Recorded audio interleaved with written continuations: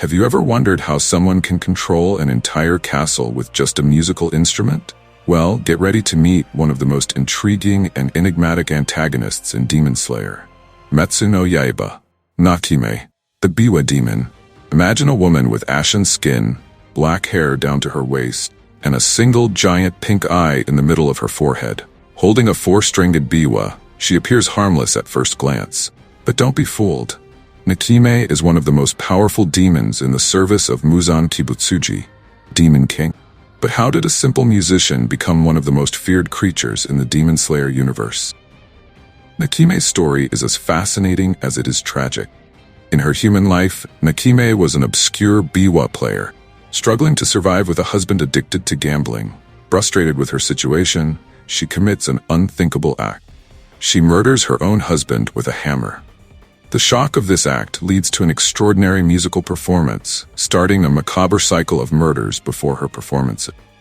It was in this morbid search for inspiration that Nakime crossed paths with Muzan Kibutsuji.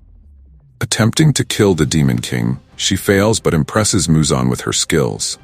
Seeing potential in the desperate musician, Muzan transforms her into a demon, beginning her ascent in the demon ranks.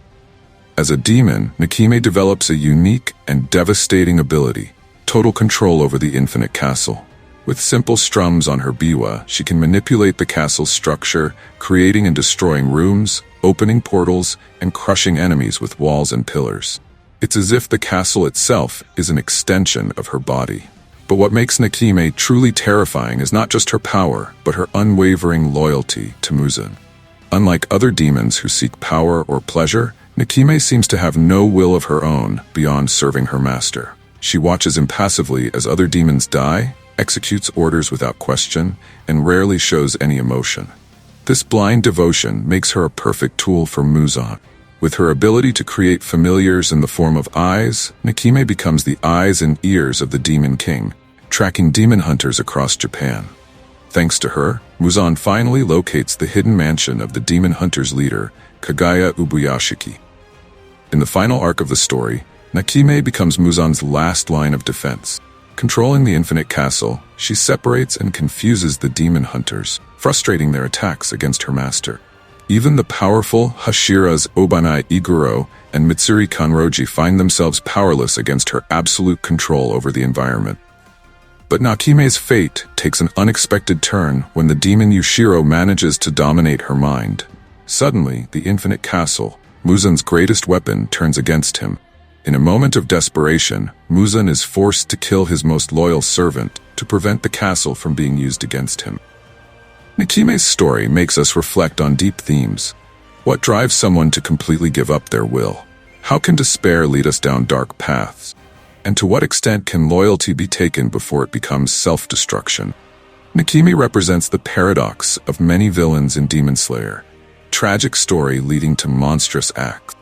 Her desperate quest for meaning through music led her to become an instrument of destruction in Muzan's hands. But perhaps the most disturbing aspect of Nakime is how she reflects our own fears. How many of us fear losing our individuality, becoming mere pieces in a larger game? Her total submission to Muzan echoes the dangers of blindly following ideologies or leaders without question. In the end, Nakime leaves us with more questions than answers. Was she truly loyal to Muzan, or just a puppet without a will of her own? Was there still any trace of humanity behind that expressionless eye? And if she had the chance to do it all over again, would she choose a different path? As the final echo of her biwa's strings fades away, one question remains. In a world of demons and hunters, who is really the monster and who is the victim? And you, what do you think? Is Nakime a villain to be feared or a tormented soul worthy of pity? Share your opinion in the comments, and don't forget to subscribe for more in-depth analyses of Demon Slayer characters.